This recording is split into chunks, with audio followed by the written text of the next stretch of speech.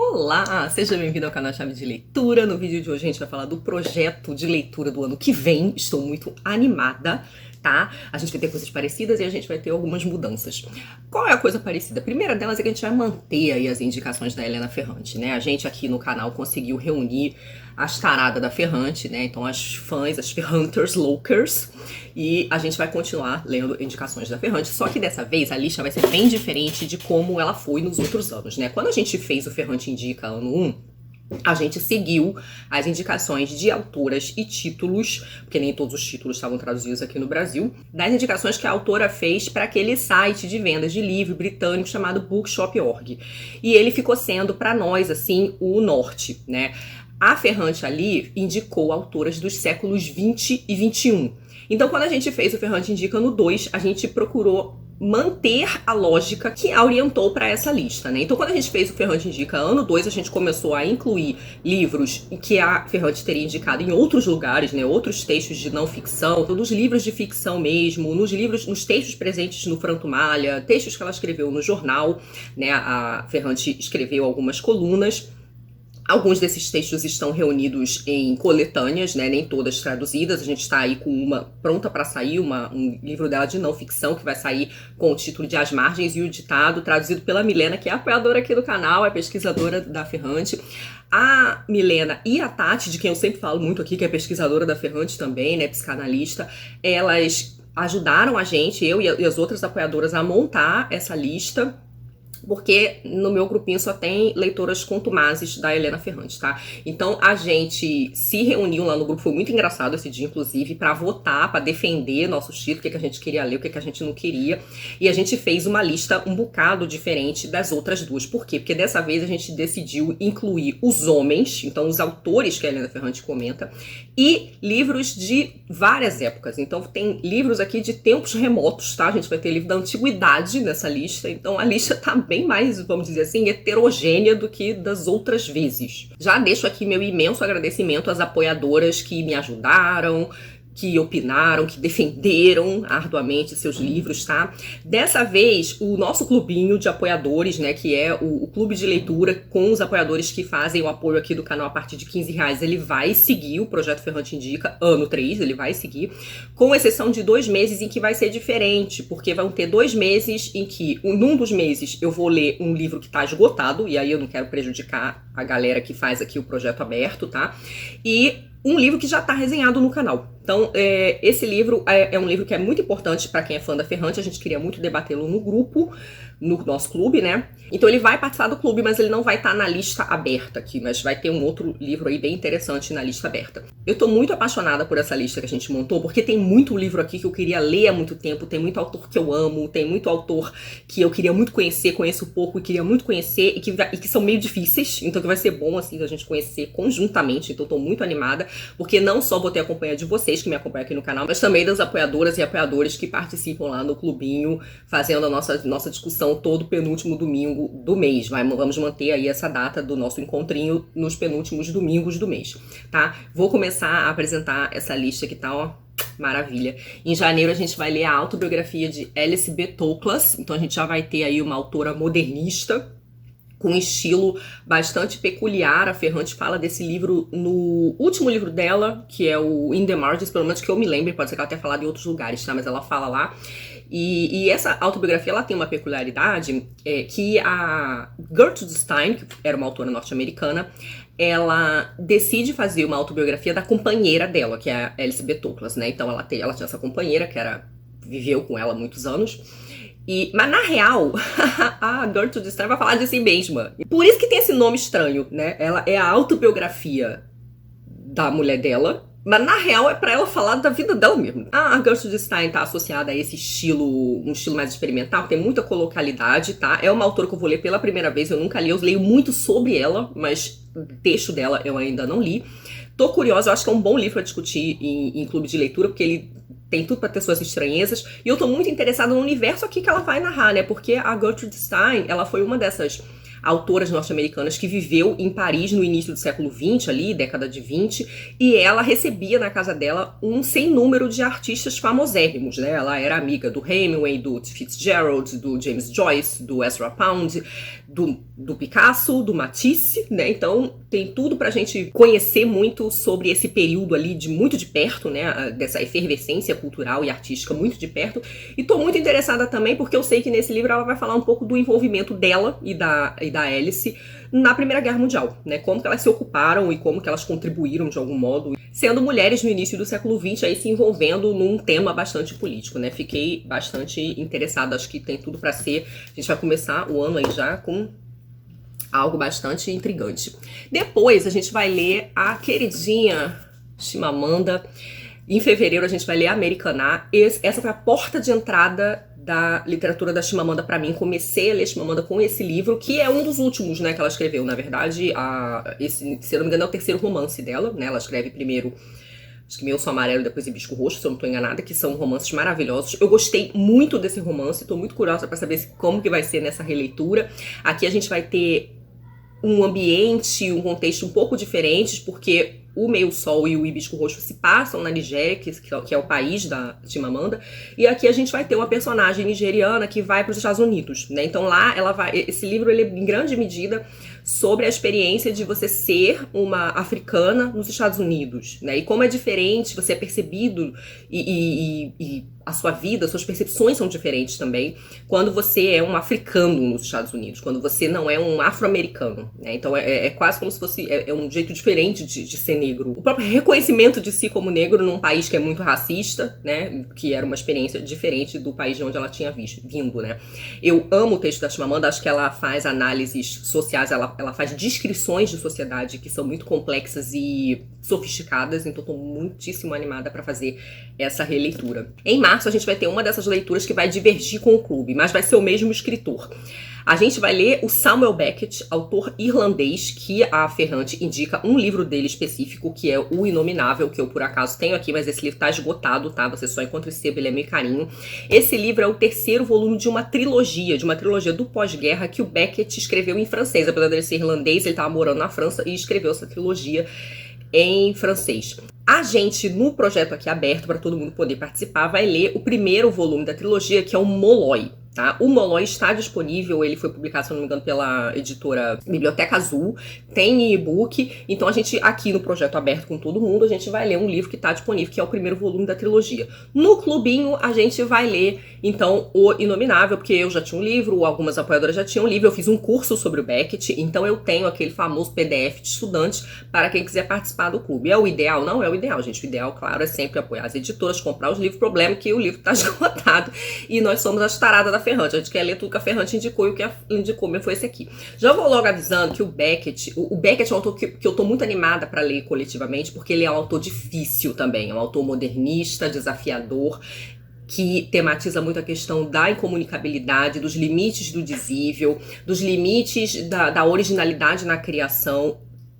Esses dois livros que a gente vai ler, tanto o Inominável quanto o Molloy, são livros marcados por monólogos, são monólogos densos. No Inominável é um monólogo de uma pessoa que não é nem muito identificada, a gente não sabe nem dizer se aquilo pode ser julgado uma pessoa, enfim, enquanto que no Molloy a gente tem o livro dividido em duas partes, né? Na primeira sendo o Molloy, que é um homem que tá meio que perseguido e ele percebe que ele tá na casa da mãe dele e ele não sabe por quê, e a segunda parte por um outro homem que é o encarregado de vigiar, de perseguir o Molloy. Enquanto que na narrativa do Molloy a gente tem uma narrativa bem caótica, bem densa. Na parte do viajador, que eu esqueci o nome dele agora, a gente vai ter uma narrativa mais organizada, mas, enfim, eles têm uma coisa meio antitética ali, em que o outro é mais esquemático, mais ordenado, enfim. Mas Beckett é pra pirar o cabeção. Eu tô muito animada porque, como vocês sabem, recentemente eu andei aí dando um curso sobre a Hilda Hilst, não dois, né? E o Beckett é uma grande influência pra Hilst, tá? Ela gosta muito, eu já imagino então o que eu vou encontrar aqui nesses romances. Então, só esclarecendo aí a diferença, no projeto aberto aqui a gente vai ler o Molloy e no clubinho o Inominável, tá certo? Em abril, então, a gente vai ler O Ritmo Louco da Zadie Smith, vai ser o segundo livro dela que eu leio, autora norte-americana. O livro que a Ferrante indica não é esse, ela indica o Dentes Brancos, que é um livro que, ó, tá esgotado há muito tempo, infelizmente. O Dentes Brancos é um livro que fala de dois amigos que teriam lutado na guerra juntos, se eu entendi bem, que é um inglês e um bengali. Eles se reencontram depois na vida adulta e vão lá falar da sua vida, o que deu certo, o que deu errado, enfim, pelo que eu entendi, é essa história do Dentes Brancos. Quem quiser ler, esse é um livro que você encontra em inglês, né, no idioma original, mas no sebo ele custa, assim, um rim. E então a gente decidiu ler o Ritmo Louco, que é um livro mais recente dela, se não me engano é um livro de 2016, e nesse livro aqui a gente vai ter a história de duas amigas, né? No outro é de dois amigos, aqui a gente vai ter a história de duas amigas que estão muito ligadas à dança. Uma delas dança muito bem, a outra parece que tem ideias ligadas à dança. Fiquei um pouco curiosa com o que seriam essas ideias sobre a dança, ou o movimento, corpo, não sei o quê. Mas enfim, eu gostei muito do outro livro dela que eu li, que é o Sobre a Beleza. Foi um texto que eu gostei muito, tô muito animada para voltar aí para a literatura da Zadie Smith. Depois, a gente vai ter mais, em maio, a gente vai ter então o último mês em que a gente vai ter aí a divergência de leitura aqui do Abertão e do Clubinho, tá? No Abertão, a gente vai ler Annie Ernaux. Vamos ler Os Anos, dessa autora recém-laureada com o Nobel de Literatura, autora que esteve aqui recentemente no Brasil por ocasião da Flip, e é uma autora que eu já li alguma coisa dela. Esse livro aqui, na verdade, eu já li a metade para um outro clube de leitura. Eu acabei não conseguindo ler o livro todo. E nesse clube de leitura que eu participei, o povo não gostou muito do livro, não. Mas eu tava gostando bastante. Eu li recentemente um outro livro dela, até falei aqui no resumo de leituras, que foi o A Vergonha. E eu amei. E eu acho que tem tudo a ver a gente meter uma ganhadora do Nobel aí na lista. Esse aqui é uma indicação original da Ferrante no Bookshop Orc. Ela indicou esse livro especificamente. Então aqui no Clubão Aberto, no Clubão não, né? Na leitura conjunta aberta, a gente vai ler Annie Ernaux, tá? A Annie Ernaux é uma autora que escreve textos de cunho bastante autobiográfico, embora ela procure transcender um pouco a questão do autobiográfico para uma questão mais geracional e histórica também, tá? Então ela vai falar um bocado aqui, pelo menos de onde eu li, ela fala da juventude dela nesse lugar que é mais interiorano, na França, né? Ela só mais tarde que ela vai para Paris, vive de uma família mais pobre, de uma família que tem hábitos mais religiosos, né? Ela vai falar um bocado disso, um bocado dessa mudança também, né? Dessa mudança histórica. Ela vai falar um bocado de certas percepções da modernidade. Isso é uma coisa que eu lembro dessa leitura, né? De como as coisas vão mudando, eletrodomésticos que vão entrando dentro de casa, enfim, de como a vida moderna vai mudando. Isso é algo que ela descreve bastante aqui. Eu acho que tem tudo para ser uma leitura muito interessante. No Clubinho, a gente vai falar de um livro que já tá resenhado aqui no canal, mas que, assim, as taradas da Ferrante tem que falar dessa mulher, porque é uma autora que a Ferrante fala pra caramba, que é a Alba de Céspedes, né? Com o Caderno Proibido. Esse livro maravilhoso que eu tenho certeza que vai entrar na lista de melhores leituras do ano aqui de 2022. Fiquem de olho, tá? A Ferrante fala muito da Alba de Céspedes, é uma autora italiana que foi muito importante para ela. No entanto, aqui no Brasil a gente só tem esse, né, traduzido. Eu fico aqui propagando a palavra desse livro, porque ele é maravilhoso. E como a gente tem esse clubinho aí da louca da Ferrante, fazia todo sentido que a gente discutisse esse livro. Então esse vai ser a discussão do clubinho. Caderno Proibido, falar um pouquinho da história dele, para quem não viu a resenha, ou não leu o livro ainda. Ele é uma história de uma mulher que trabalha já, ela, embora ela tenha sido, vamos dizer assim, educada num certo molde mais tradicional, ela é casada e tem 2 filhos, e no entanto ela começa a tomar uma série de percepções acerca da própria vida, do modo como a família lida com ela, de como ela é muito desacreditada do ponto de vista intelectual, muito reduzida mesmo só ao papel de mãe, a partir do momento em que ela decide escrever um caderno, né? Ela compra um caderno no domingo e começa a fazer um diário ali, e esse caderno, ele vira pra ela, assim, uma espécie de revelação, né? Ela começa a ter ali uma experiência quase da ordem da experiência analítica, na medida em que ela começa a descobrir uma série de coisas que pareciam que estavam meio recalcadas. A escrita desse livro é uma coisa, assim, belíssima. A Alba de Céspedes é maravilhosa, espero que ela seja mais traduzida aqui pra nós em breve. Depois, gente, vocês não têm noção do mashup maravilhoso que a gente vai ter aqui em junho. A gente vai ler Dostoiévski. Me diga se não é mais a cara desse canal juntar Ferrante com Dostoiévski. Pois é, a Ferrante indica em algum momento o Memórias do Subsolo. E o universo é tão maravilhoso que eu reli esse livro há alguns anos, já tendo o canal, mas eu decidi que eu não ia fazer vídeo pra ele. Então agora vai chegar o momento de fazer vídeo pra ele. Então eu ainda vou conseguir, com as minhas Ferrantes queridas, ler Dostosão. A gente vai ter um Dostosão em 2023.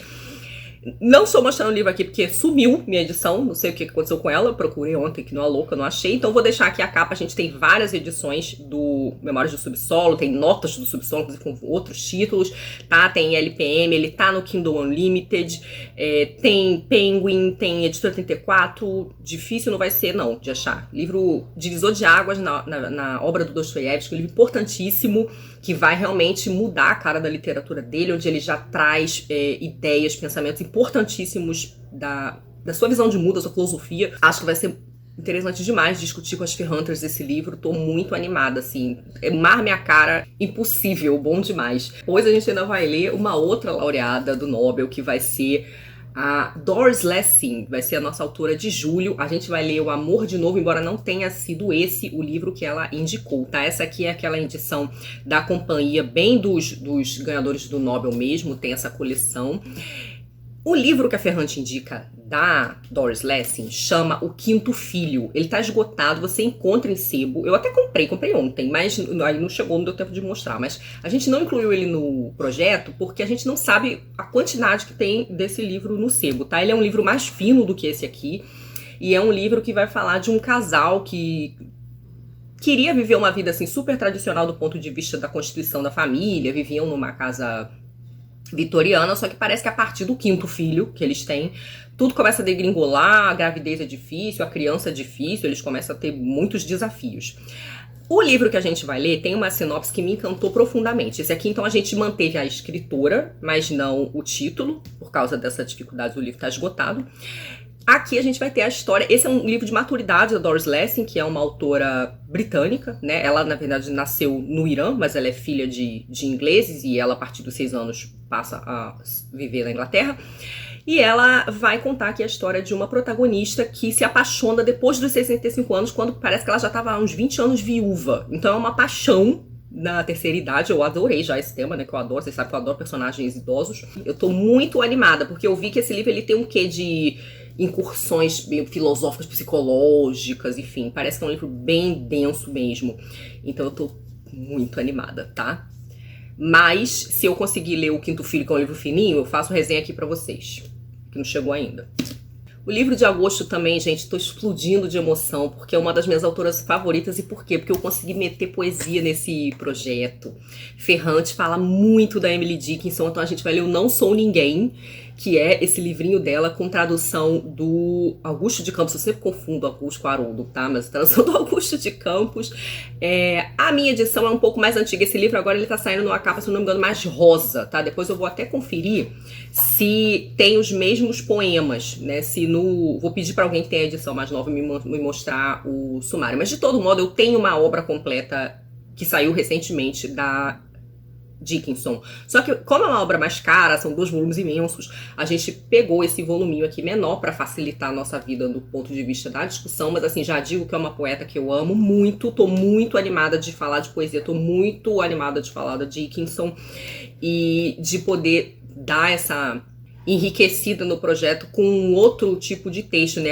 A gente vai ver que vocês vão ver que o próximo livro que a gente vai ler também é um estilão diferente. Então, o legal do projeto vai ser que não só a gente vai ter grandes romancistas, como apareceu até agora, mas a gente vai ter aí umas mudanças de estilo que são bem interessantes, eu acho que do ponto de vista da experiência literária, né? Então, gente, muita felicidade de falar da maravilhosa Emily Dickinson, poeta norte-americana.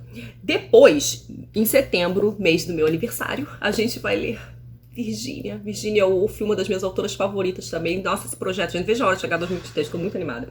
A gente vai ler o volume 1 dos diários dela. A Ferrante fala um bocado de diários da Ferrante, agora nesse último livro, In the Margins, né, que vai sair como As Margens e o Ditado, ela fala um bocado dos diários da Virginia. Esses diários dela tem mais de um volume, tá? Mas a gente, pra fechar um corpus mais definido, a gente vai ler o volume 1. Eu sou apaixonada pela escrita diarística e memorialística da Virginia, embora seja também da ficção. Aqui no canal tem resenha de um livro maravilhoso dela que chama Esboço do Passado, que saiu também aqui pela editora Nós, tá? Então eu tô muito animada, a gente vai ter um diário, gente, o diário de uma excelente escritora, de uma grande romancista, tô animadíssima. Virginia Jeannie, para os íntimos, que como vocês sabem, né, autora inglesa. Em outubro a gente começa a viajar cada vez mais para trás no passado, tá? Então a gente vai ler o quê? A Eneida, de Virgílio.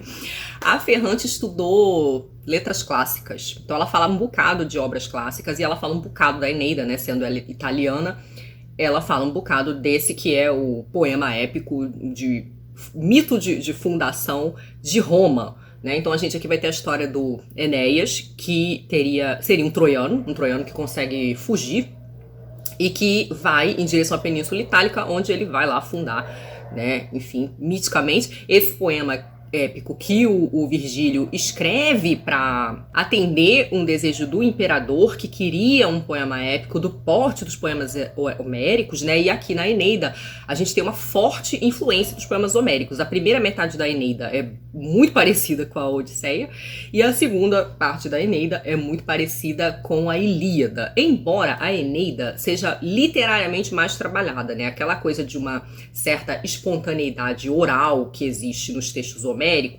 não aparece muito aqui não. Aqui já é um texto bem mais burilado do ponto de vista literário, tá? Mas é um texto, então a gente vai poder aí ler um bocado sobre Enéas e Dido, né? Que são muito comentados pela Ferrante, e então a gente vai ter essa viagem à antiguidade, junto com Virgílio, que foi uma grande influência pro Milton no Paraíso Perdido, pro Dante na Divina Comédia. A gente cogitou botar a Divina Comédia aqui nesse projeto, mas ia ficar muito ambicioso, tá? Que foi influência para muita gente importante. Teremos então o nosso quinhão de antiguidade. Depois a gente vai no passado ainda, mas num passado não tão distante assim, com Madame Bovary, do Flaubert, em novembro, tá? Para mim vai ser uma releitura. Eu já li esse livro várias vezes, porque eu li ele na graduação, eu li ele no mestrado, eu fiz trabalho sobre ele no mestrado. Gente, eu tô me recuperando de uma Covid, tomar meu chá aqui. Chazinho de hibisco que já tá quente pra caramba no Rio. Tô muito curiosa para fazer essa releitura depois de tanto tempo e com outra bagagem. Eu já li muita coisa depois que eu me formei, né? Adquiri novo repertório, então eu tô muito curiosa para me confrontar de novo com esse texto, que eu me lembro de ser um texto muito bonito, tá? Eu me lembro de gostar muito desse texto. O Flaubert era muito perfeccionista. Ele aqui funda praticamente uma maneira nova de dizer em termos de realismo literário, né? É um livro onde ele vai mostrar cenas simultâneas de maneiras muito, muito original, onde ele vai tentar criar um lirismo narrativo para falar do modo como os personagens se sentem. Então é um texto muito bonito, tá? Do ponto de vista do enredo, eu me lembro de muita coisa, porque é um livro que teve um impacto muito grande em mim, e eu tô muito curiosa para ler com as minhas amigas e amigos e ver o que eles vão achar e, enfim, como é que esse texto vai sobreviver aí a tantas releituras. Mas eu acho que tem tudo para ser um livro muito interessante. Eu ganhei um livro da Tati sobre ele tem algum tempo, um livro, se eu não me engano, de uma autora que eu acho que é psicanalista.